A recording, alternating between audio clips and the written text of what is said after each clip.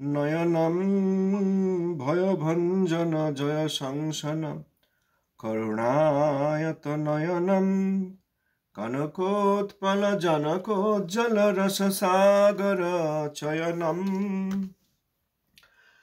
কনকোৎপল জনকোজ্জ্বল রস সাগর চয়নম ভয়ভঞ্জন জয় সংসন করুণায়ত নয়নম কনকোৎপল জনকোজ্জ্বল রস সাগর চয়নম মুখরীকৃত ধরণীতল হরিকীর্তন রসনম ক্ষিতিপাবন ভবতারণ পিহিতারুণ বসনম ক্ষিতিপাবন ভবতারণ পিহিতারুণ বসনম শুভদোদয় দিবসে বৃষ রবিজানিজ দয়িতম শুভদোদয় দিবসে বৃষ রবিজানিজ দয়িতম প্রণমামি চ চরণান্তিক পরিচারক সহিতম প্রণমামি চ চরণান্তিক পরিচারক সহিতম। জগৎগুরু প্রভুপাদ শ্রী শিল ভক্তি সিদ্ধান্ত সরস্বতী গোস্বামী ঠাকুর जी की जय। श्री गुरु महाराज जी की जय। सपाशास्त्री श्री शिल प्रभुपाद जी की जय। भजनानंदी भक्तबिंद की जय। समागत भक्तबिंद की जय। श्री शिल सच्चिदानंद भक्त ठाकुर महाशयर श्री हरिनाम चिंतामणि तृतीय परिच्छेद नामाभास विचार। নামাভাসের অবধি অর্থাৎ কতদূর পর্যন্ত নামাভাস হয়, কখন পর্যন্ত নামাভাস হয়।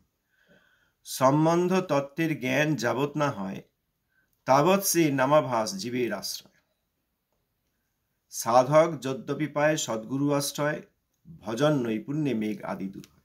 এই কথা আমরা আলোচনা করেছি যে যতক্ষণ সম্বন্ধ তত্ত্বের জ্ঞান না হয় ততক্ষণ শুদ্ধ নাম হয় না, নামাভাস হয়। নামাভাস যখন হয় তখন যদি তত্ত্বজ্ঞানের দ্বারা শ্রী হরির সঙ্গে জীব যে নিত্যদাস, শ্রী হরির সঙ্গে তার যে নিত্য দাসত্বের সম্বন্ধ, শ্রী হরি প্রভু আর জীব দাস, এই সম্বন্ধ তত্ত্বের উদয় হলে তখন শুদ্ধ নাম হয়। সেই প্রভু কোন ধামে আছেন, সেই ধামের বিচিত্রতা কীরকম, প্রভুর রূপ কীরকম, প্রভু কোন কোন রস প্রকাশ করেন, প্রভুর পার্শ্বদগণ কিরূপ, তাঁর গুণ কিরূপ ইত্যাদি। আর কোনো সাধক যদি সদ্গুরু আশ্রয় করেনও, তাকে ভজনের নিপুণতার দ্বারাই এই মেঘ আদি, কুজ্ঝটিকা মেঘ, কুজ্ঝটিকা এবং মেঘ এইসব দূরীকরণ করতে হবে। অতএব সাধকের ভজন নৈপুণ্যের উপরই নির্ভর করে, ভজন সবাইকেই করতে হবে। সম্বন্ধ অবিদেহ প্রয়োজন, মেঘ কুজ্ঝটিকা গেলে নাম দিবাকর, প্রকাশ হইয়া ভক্তে দেন প্রেমবর। কুজ্ঝটিকা অর্থাৎ স্বরূপ বিভ্রম, তত্ত্ব বিভ্রম, আর মেঘ অর্থাৎ বাকি তিনটি অনর্থ, অসৎতৃষ্ণা, হৃদয় দৌর্বল্য আর অপরাধ। কুজ্ঝটিকা রূপ স্বরূপ বিভ্রম এবং মেঘ রূপ হৃদয় দৌর্বল্য, অসৎতৃষ্ণা এবং অপরাধ, এইগুলি গেলে তখন দিবাকর, যখন কুয়াশা থাকে না এবং মেঘও থাকে না, তখন দিবাকর অর্থাৎ সূর্য তিনি প্রকাশ হন, তখন পৃথিবীর এই অঞ্চলে আলোক পাওয়া যায়। সেরকম এইসব অনর্থাদি চলে গেলে তখন শুদ্ধ নাম উদিত হন। সদ্গুরু সম্বন্ধ জ্ঞান করিয়া অর্পণ, অবিধেয় রূপে করার নামানুশীলন, নাম সূর্য স্বল্পকালে প্রবল হইয়া, অনর্থ কুজ্ঝটিকা দেন তাড়াইয়া। প্রয়োজন তত্ত্ব তবে দেন প্রেমধন, প্রাপ্ত প্রেম জীব করে নাম সংকীর্তন। সদ্গুরু তিনি সম্বন্ধ দান করেন শিষ্যকে। সম্বন্ধ জ্ঞান দান করলে সেই সম্বন্ধ জ্ঞানের সঙ্গে অবিধেয়ের আচরণ করেন। অবিধেয় অর্থাৎ ভক্তি, যে আচরণের দ্বারা প্রয়োজন অর্থাৎ ভগবানের প্রতি প্রীতি বা ভালোবাসা বা প্রেম লাভ হয়। এই অবিধেয় হচ্ছেন নাম অনুশীলন। সম্বন্ধ জ্ঞানের সঙ্গে নাম অনুশীলনী হচ্ছেন অবিধেয়। তখন শ্রী নাম প্রভু, নাম সূর্য অতি অল্পকালেই প্রবল হয়ে যখন দুপুরবেলায় 12টা-1টার দিকে সূর্য প্রখর, তখন তার আলো আর তাপ, এইরকম নাম সূর্য স্বল্পকালে প্রবল হয়ে অনর্থক উজ্জ্বটিকা দেন তারাইয়া। এইভাবে নামানুশীলন করতে করতে, ভজন করতে করতে অনর্থক উজ্জ্বটিকা ইত্যাদি তাড়িয়ে দেন। তখন প্রয়োজন তত্ত্ব লাভ হয়, তখন আলোক লাভ হয়, তাপ লাভ হয়, প্রয়োজন তত্ত্ব লাভ হয়। এই প্রয়োজন তত্ত্ব কি? প্রেমধন। আর প্রাপ্ত প্রেম জীব করে নাম সংকীর্তন। তাহলে যখন প্রেম প্রাপ্ত হন, এই কথা আমরা আগে আলোচনা করেছি যে শ্রীনাম, তিনিই নামই ভগবান। আর শ্রী নামানুশীলন, শ্রী নাম গ্রহণ এবং নাম ভজন দুই, সাধকের নাম গ্রহণ এবং সিদ্ধের নাম ভজন। ভজন সেই নামেরই, অর্থাৎ নাম উপায় এবং নাম উপেয়, কর্ম এবং জ্ঞানের মতো নয়। যে সব সাধনার দ্বারা সাধ্য বস্তু প্রাপ্ত হয়, সেই সাধ্য বস্তু প্রাপ্ত হলে সাধনার আর প্রয়োজন হয় না।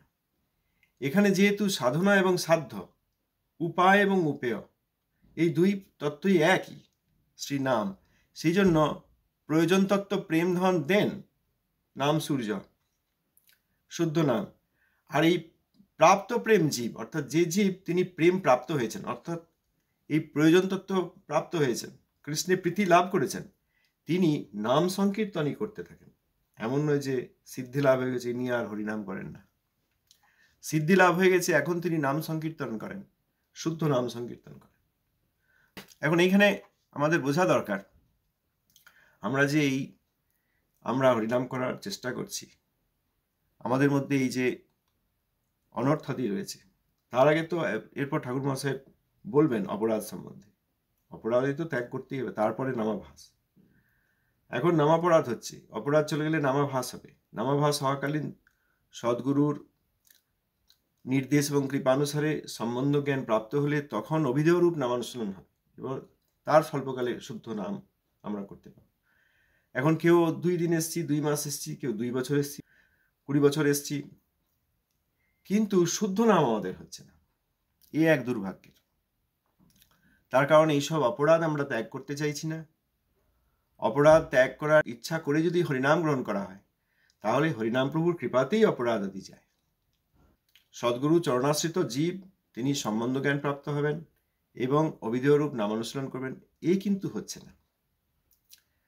কেউ কেউ এরকম দেখা যায় ভালো কীর্তন শুনছে, খুব সুন্দর কণ্ঠ, অনেক বাজনা বাজছে, হারমোনিয়াম বাজছে, এসব হচ্ছে, খুব ভালো লাগছে। আমরা তখন মনে করি, বাহ, এত সুন্দর হরিনাম, আর আমি শুনছি, আমি কিছু ধর্ম করলাম, এই যে হরিনাম শুনলাম। কিন্তু একবার চিন্তা করে দেখা উচিত, যার হরিনাম শুনছি বা রেকর্ডিং বা আজকাল যেখানে শোনা যায়, তিনি কি শুদ্ধ নাম করছেন?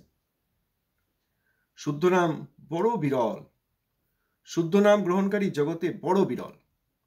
অতএব এত যে রেকর্ডিং, তারপরে সমাজ মাধ্যম, ইউটিউব, তারপর বিভিন্ন সভা সমিতি, সেখানে নাম লীলা এসব কীর্তন হচ্ছে, কেউ কি শুদ্ধ নাম করছেন? তার কি স্বরূপ বিভ্রম গেছে? তার কি এই হৃদয় দৌর্বল্য, অসতৃষ্ণ, অপরাধ এসব গেছে? গতকাল একজন এরকম একটা ভিডিও আমি পাঠিয়েছিলাম, কারণ সেখানে তিনি যেসব কথা বলেছিলেন তার প্রসঙ্গ রয়েছে।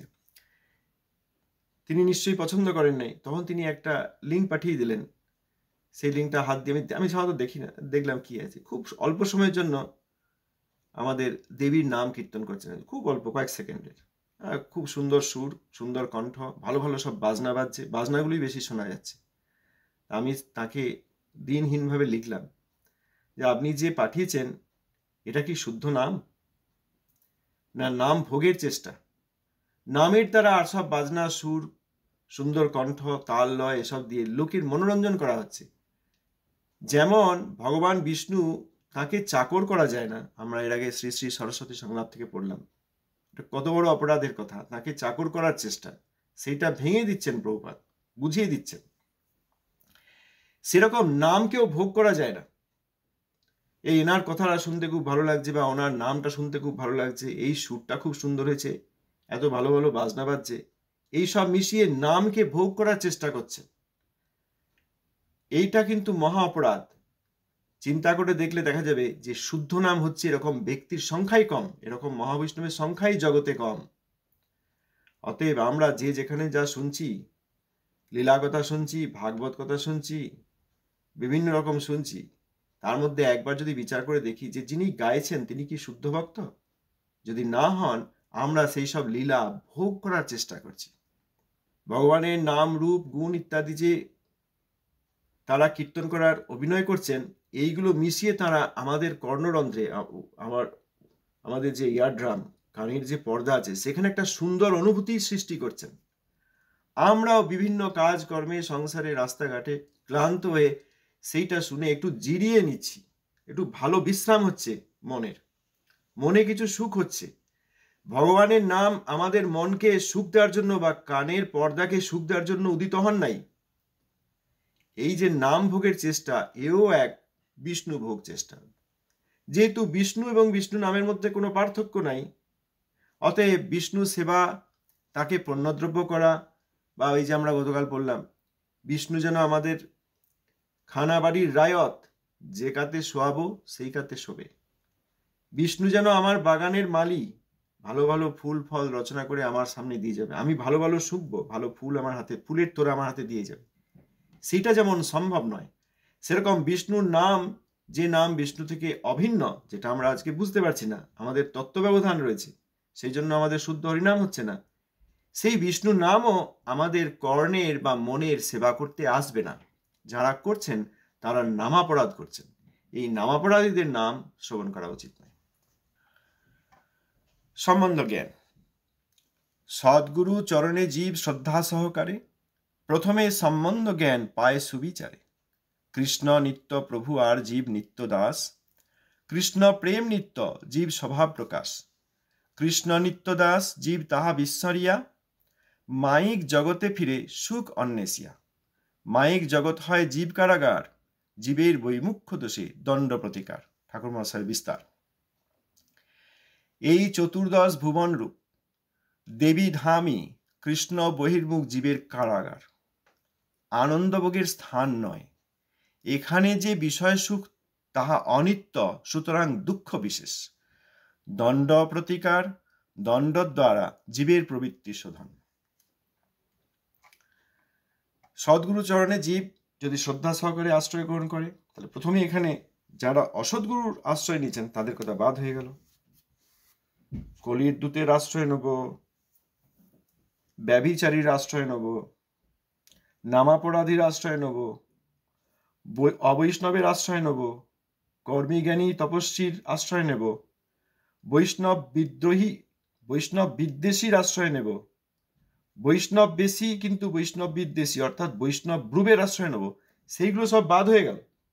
সদ্গুরু চরণ অর্থাৎ এইরকম সদ্গুরু যার শুদ্ধ নাম হয়, যার এইসব কুয়াশা নেই এবং মেঘ নেই, অপরাধ নেই এবং অনর্থ নেই, তত্ত্বজ্ঞান আছে এবং তত্ত্বজ্ঞান নিয়ে শুধু তত্ত্বজ্ঞান রূপে রেখে দেন নাই, তত্ত্বজ্ঞানের দ্বারা এই তত্ত্বজ্ঞান যার সম্বন্ধে, যে তত্ত্বের সম্বন্ধে অর্থাৎ কৃষ্ণস্বরূপ, তার সঙ্গে সম্বন্ধ তৈরি হয়েছে এবং সম্বন্ধ তৈরি হওয়ার পর তিনি শ্রী নামানুশীলন করেছেন অবিধেয়রূপ, এবং নামানুশীলন করে তিনি প্রয়োজন রূপ যে প্রেম তা প্রাপ্ত হয়েছেন। এইরকম সদ্গুরু চরণ। এইরকম এইটা যদি ছাঁকতে যাই দুধ ছাঁকার মতো ফিল্টারে, সব বাদ হয়ে যাবে, দুধ পাওয়াই যাবে না, সদ্গুরু পাওয়াই যাবে না। সদ্গুরু চরণে জীব আশ্রয় নেবেন শ্রদ্ধা সহকারে, এবং সদ্গুরুর কৃপাদেশে তার কাছ থেকে শ্রবণ কীর্তন করে তিনি সম্বন্ধ জ্ঞান পাবেন। সম্বন্ধ জ্ঞান যে সুবিচার সেটা পাবেন। কৃষ্ণ আমার নিত্য প্রভু, আমি তাঁর নিত্য দাস, কৃষ্ণ প্রেম নিত্য আর জীব তাঁর স্বভাব প্রকাশ, এইসব ধারণা আসবে। এইসব ধারণা ভুলে গিয়েই নিত্যদাস আমরা, কৃষ্ণের নিত্যদাস আমরা এই মায়িক জগতে সুখ খুঁজে বেড়াচ্ছি।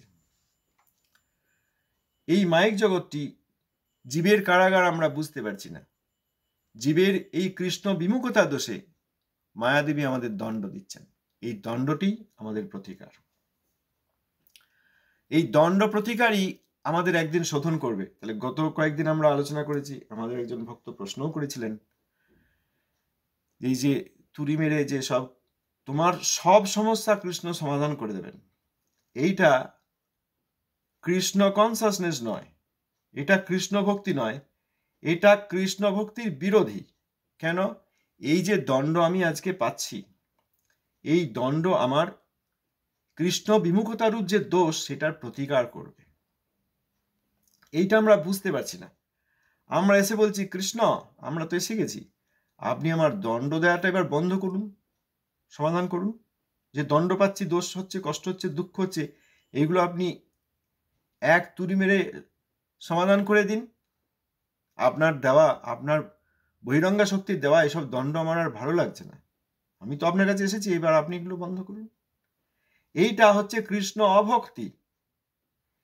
এই দণ্ডের দ্বারা কৃষ্ণেরই বহিরঙ্গা শক্তি আমাদেরকে শোধন করেন এবং তারপর পরীক্ষা নেন।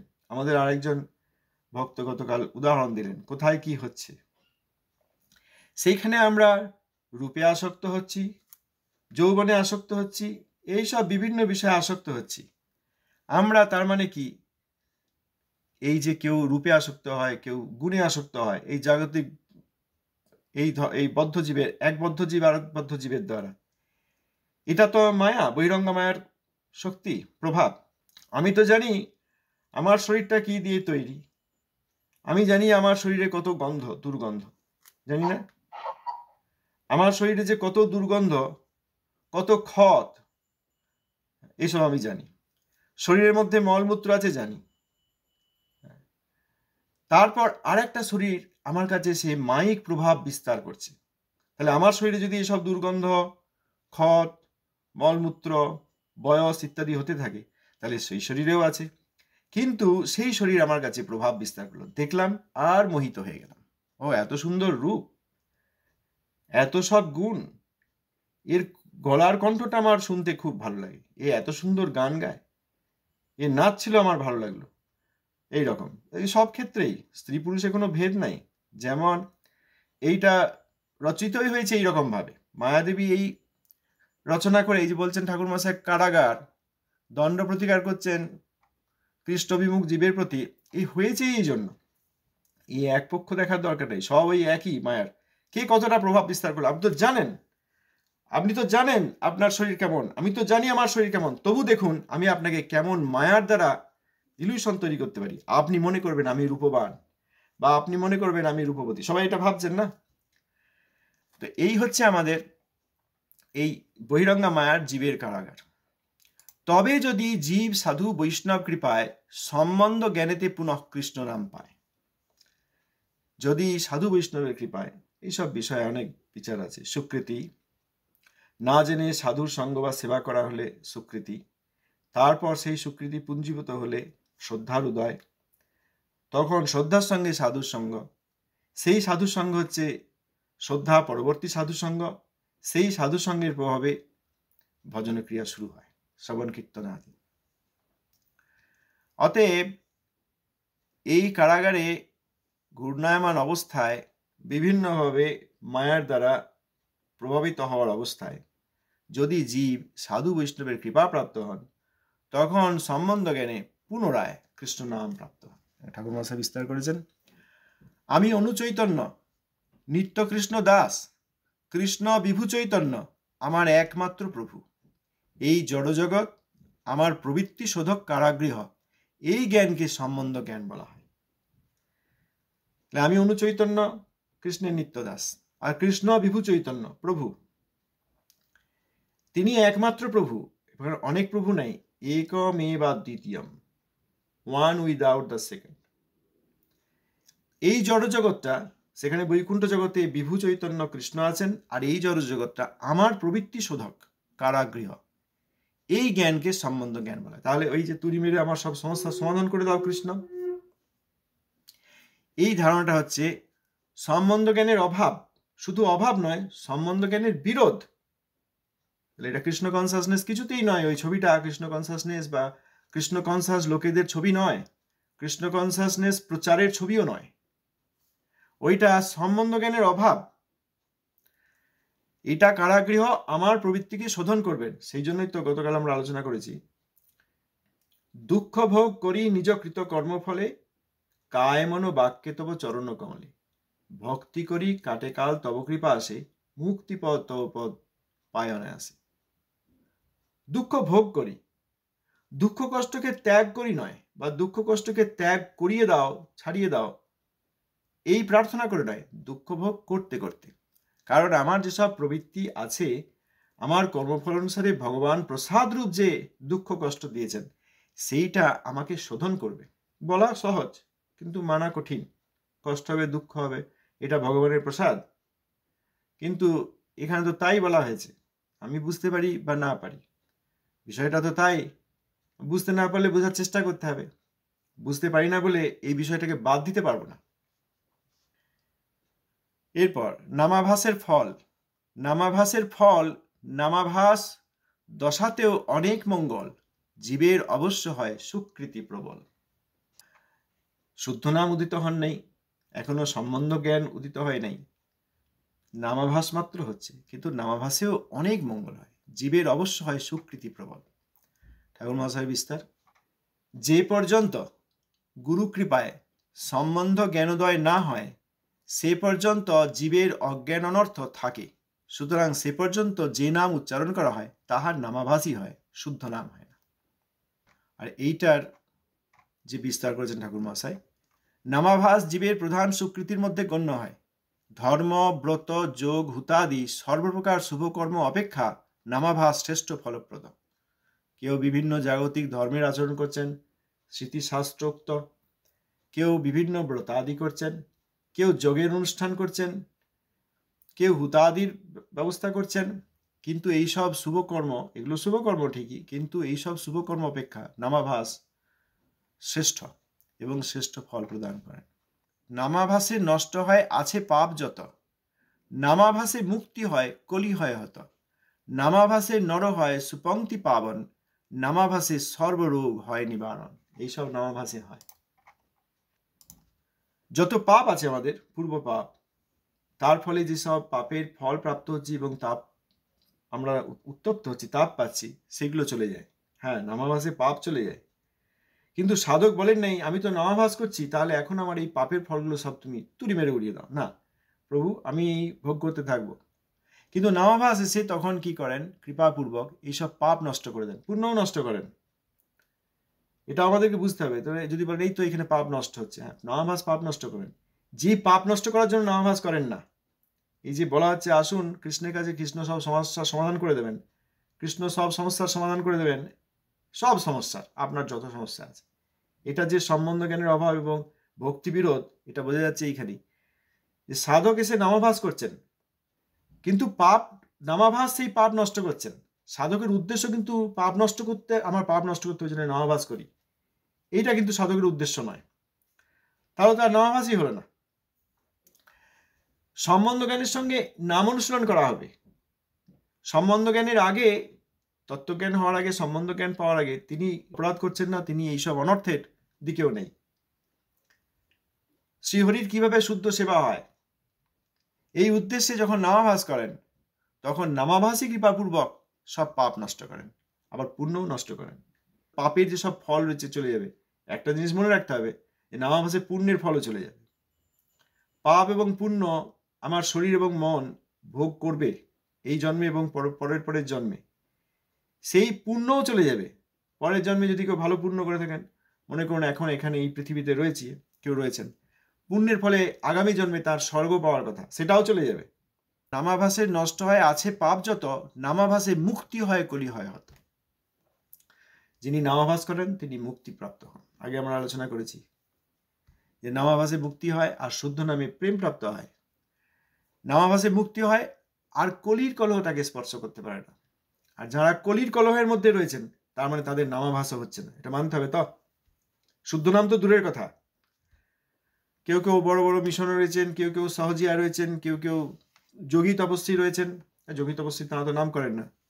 ভক্তিমার্গে আসার ছলনা দেখিয়ে যারা বিভিন্ন ক্রিয়াকর্মাদি করছেন, কেউ গৃহস্থ ব্রহ্মচারী, বানপ্রস্থ সন্ন্যাসী, কেউ আচার্য, কেউ প্রচারক ইত্যাদি, কিন্তু এখনো কলহ যায় নাই, অর্থাৎ তাদের নামাভাসও হয় নাই।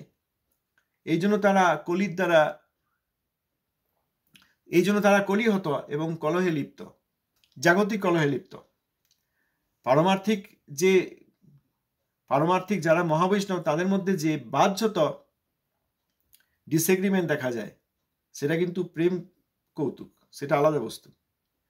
আর যেখানে এই জাগতিক বিষয় নিয়ে কলহ হচ্ছে, প্রভুপাদের সেবা আরো বিচিত্রভাবে কি করে করা যায় এই নিয়ে যদি কখনো কেউ বাহ্যত দেখা যায় কৌতুক হচ্ছে, সেটা প্রেম কলহ, সেটা মহাবৈষ্ণবদের মধ্যে হয়।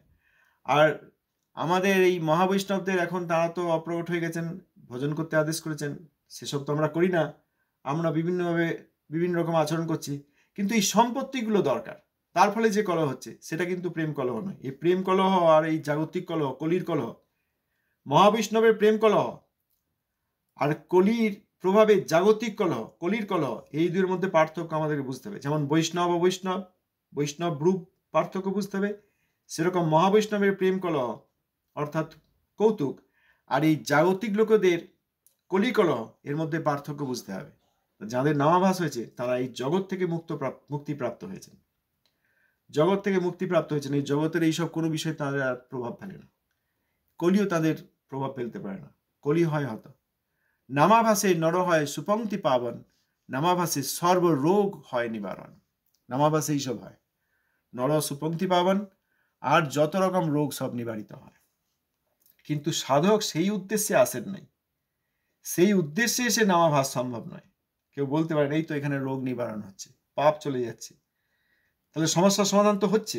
হ্যাঁ, সমস্যার সমাধান হচ্ছে, কিন্তু এইগুলোকে সমস্যা মনে করে কেউ নামাভাস করতে আসেন না, যে দরকার নেই আমার তাহলে অন্য কিছু করার, আমি নামাভাস করি আমার রোগ চলে যাবে, এইটা করেন না।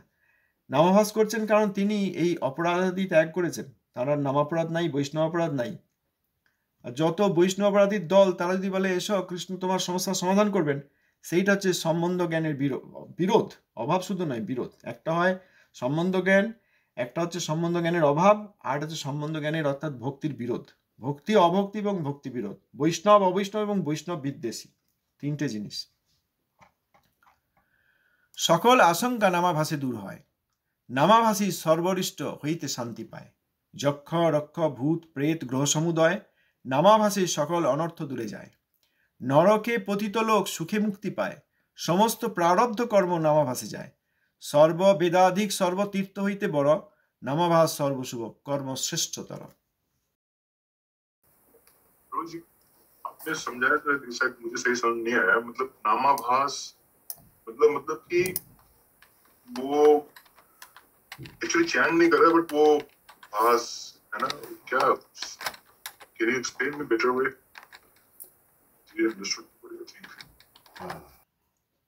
नामाभास এমনিতে তো দেখা যাবে সবাই যেন নাম করছেন, নামাক্ষর হরে কৃষ্ণ রাম নয়, এই নামাক্ষর উচ্চারণ করছেন সবাইকেই দেখা যায়, কিন্তু তিনি কি ধারণার সঙ্গে করছেন এইটার উপর নির্ভর করে এবং তার কি পরিস্থিতি, তার কি অবস্থা, এটার উপর নির্ভর করে হয় নামাক্ষর নয় শুদ্ধ নাম। তার মধ্যে যদি অপরাধ থাকে, বৈষ্ণব নিন্দা থাকে, বৈষ্ণবের প্রতি বিদ্বেষ থাকে, যারা মহাবৈষ্ণব ভজনানন্দী তাদের প্রতি অবমাননা থাকে, তাহলে নামাপরাধ হয়ে গেল। ওই একই, তিনিও তো হরে কৃষ্ণ নাম বলছেন, কিন্তু তার হৃদয়ে এইসব আছে, তিনি এই পছন্দ করেন না। মনে মনে একটা জিনিস আছে, এই সাধুকে আমি পছন্দ করি না, এনাকে আমার ভালো লাগে না। এই যে একটা বৈষ্ণব অপরাধ তার মনের মধ্যে থেকে গেল, সবসময় তার বলছেন না, কিন্তু মনের মধ্যে রয়ে গেছে। ও যেখানে ওই রকম হচ্ছে ওইদিকে যাচ্ছেন না, ওইখানে প্রণাম করবো না, ওনার সম্বন্ধে অনেক মিথ্যা দোষারোপ আমি শুনেছি। বাস এই যে বৈষ্ণব অপরাধ হয়ে গেল, এরপরে দুটো হচ্ছে, এক বৈষ্ণব অপরাধ, আর দুই প্রথম নামাপরাধ রূপ বৈষ্ণব অপরাধ, অর্থাৎ নামাপরাধও হচ্ছে। দেখা যায় সেখানেও তিনি হরিনাম করছেন, কিন্তু তার এই বৈষ্ণব অপরাধ হৃদয়ে থাকার জন্য তিনি নামাপরাধী।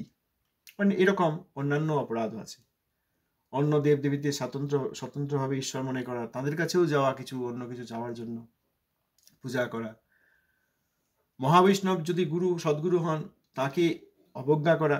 প্রভুপাদের ওই সমাধি মন্দিরে গিয়ে দেখবেন, এই দিক থেকে যে ঢোকা হয় পশ্চিম দিক থেকে, ভক্তি বিজয় ভবনের দিক থেকে ঢুকে বাঁ দিকে দেখবেন লেখা আছে যে গুরুদেব অমায়ায় তিনি আমার জন্য যে ব্যবস্থা করেন সেইটা নতশ্রী গ্রহণ করাই হচ্ছে শিষ্যের কার্য। আমি ঠিক বাক্যটা বলতে পারলাম না, বিষয়টা এইরকম, আপনারা দেখে নিতে পারেন যারা কাছে আছেন। এইটা না করে আমরা যদি অন্য কিছু করতে যাই তাহলে গুরুবজ্ঞা হবে, এও এক গুরুদেবের চরণে অপরাধ, গুরুদেব মহাবৈষ্ণব, অতএব সে অপরাধ হলো, আর নাম অপরাধ হলো। নাম বলে পাপ বুদ্ধি, আমি তো নাম করি, ঠিক আছে একটু এটা করে নিই, তাহলে আর পাপ হলো না, নাম বলে পাপ বুদ্ধিতে সেই পাপটাই আবার অপরাধ রূপে থেকে গেল। আবার সর্বোপরি এসব অনেক 10 প্রকার নাম অপরাধ আছে, আমরা পরে পরে পড়ব। আবার অহং মম ভাব অপরাধ, আমি এই শরীর, আমি এই মন, এই শরীর এবং মনের সম্বন্ধিত সব বস্তু এবং ব্যক্তি আমার, এই ভাবনা নিয়ে হরিনাম করছে। তিনিও হরে কৃষ্ণ নাম বলছেন, কিন্তু নাম অপরাধ হচ্ছে। এরপর যার এইসব অপরাধ একদম চলে গেছে, কত অপরাধ, দশবিধ নাম অপরাধ, যে কোনো বৈষ্ণবের চরণে অপরাধ, বৈষ্ণব চিনতে পেরে তাঁর চরণে অপরাধ না করা, অবৈষ্ণব চিনতে পেরে তার ধারণা, তার ভাব, তার সিদ্ধান্ত না নেওয়া, এ খুব কঠিন। অতএব তার অপরাধ আদি গেছে, কিন্তু শুদ্ধ নাম এখনো হয়নি, কারণ তিনি এখনো নিজেকে সম্পূর্ণরূপে আত্মতত্ত্বে প্রতিষ্ঠিত হন নাই, আত্মতত্ত্ব সম্পূর্ণরূপে জানেন নাই, ভগবত তত্ত্ব সম্পূর্ণরূপে জানেন নাই, নাম রূপ গুণ পরিকর বৈশিষ্ট্য লীলা ধাম এসব সম্বন্ধে এখনো বিচার সম্পূর্ণ হয় নাই। তখন তিনি যে নাম করছেন হরে কৃষ্ণ নাম, তখন আর অপরাধ নেই বলে নামাপরাধ নয়, তখন সেটা নামাভাস। তিনিও তাই করছেন, হরে কৃষ্ণ নাম, হরির নাম করছেন। আর এই সব তত্ত্ব, জীব তত্ত্ব, ভগবত তত্ত্ব, ধাম তত্ত্ব বুঝে, শুধু বুঝে বসে থাকা নয়, বুঝে তার প্রতি আকর্ষিত হয়ে তার সঙ্গে একটা সম্বন্ধ স্থাপন। হ্যাঁ, কৃষ্ণের আমি দাস, কৃষ্ণের সক্রসে আমার খুব আগ্রহ, অতএব কৃষ্ণ আমার সখা, আমি তার সখাদের অনুগত সখা। এই ধরনের সম্বন্ধ জ্ঞানের সঙ্গে যখন তিনি কৃষ্ণকে ডাকবেন হরে কৃষ্ণ রাম বলে, তখন সেই নাম হবে শুদ্ধ নাম, সম্বন্ধ জ্ঞানের সঙ্গে। অতএব নামাপরাধী, নামাভাসী বা মহাবৈষ্ণব শুদ্ধ নামকারী, এনারা সকলেই সেই হরে কৃষ্ণ রাম বলছেন বলে সাধারণ ব্যক্তি বাইরে থেকে দেখবেন, কিন্তু তাদের হৃদয়ে অপরাধ আছে কিনা, তাদের হৃদয় থেকে অপরাধ গেছে কিনা, অপরাধ যাওয়ার পর তারা শুদ্ধ সাধুর সঙ্গের প্রভাবে তত্ত্বজ্ঞান লাভ করেছেন কিনা, তত্ত্বজ্ঞান লাভের পর সেই স্বরূপ তত্ত্বে, সেই স্বস্বরূপে অধিষ্ঠিত হয়ে কৃষ্ণ স্বরূপের সঙ্গে তাঁর সম্বন্ধ হয়েছে কিনা, সেই সম্বন্ধের সঙ্গে তিনি কৃষ্ণকে হরে কৃষ্ণ রাম বলে ডাকছেন কিনা, তখন শুদ্ধ নাম। অতএব বাহ্য তো আমাদের বোঝার উপায় নেই, যার তত্ত্বজ্ঞান আছে এবং এই দৃষ্টি আছে, তিনি বুঝতে পারবেন যে কে নামাপরাধী, কে নামাভাসী, আর কে শুদ্ধ নামকারী। জি,